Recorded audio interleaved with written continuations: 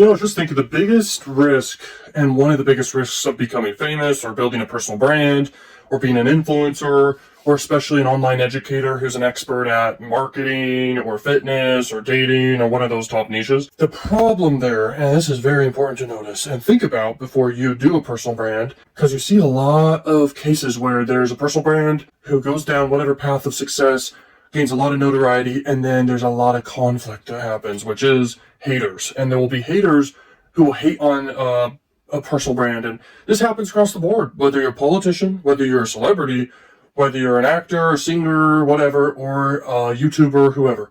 You, no matter what, will be leveraged for views. Don't ever forget that. And people will make up lies, and there's great money to be made from defamation lawsuits as long as they're not true. But you see these situations, and it's just crazy, where people are building on sand and not rocks and foundation. I was lucky to learn pretty early on that you better do things right, double check the law, and otherwise, if you get super big, it'll just be a super big loss.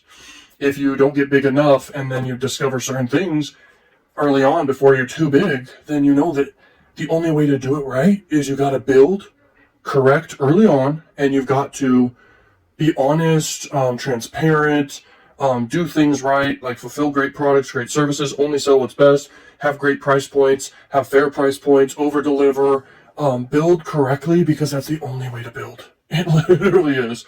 People who are desperate, they do desperate things, and that applies to influencers and personal brands, educators. They'll take risks and they'll overcharge. They'll get investors for mega millions of dollars. They'll sell courses for thousands and thousands and thousands of dollars. And that's never good, because, by the way, when you sell a course, whether it's in make money or definitely in fitness or dating, those are rare cases that you sell something for over $5,000 for a course. Courses should never be priced over $5,000 at least, okay? Really not even over $2,000. It just depends. Consulting can vary based on price points for sure, because that's time, that's expertise, that's personalized, that's one-on-one, that can have time investment. But a course can be ripped off. A course can be low effort. Courses can become obsolete, just like books, and books are low ticket.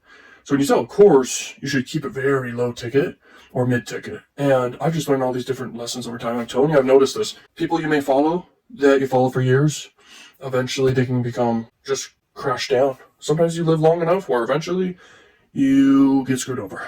So that's if you become desperate and take extreme measures where you don't do things right. That's especially the most common thing. I'm not saying every single personal brand, every single politician, most politicians, but not every single personal brand or YouTuber is bad. It's just they're leveraged for clicks and views, for real.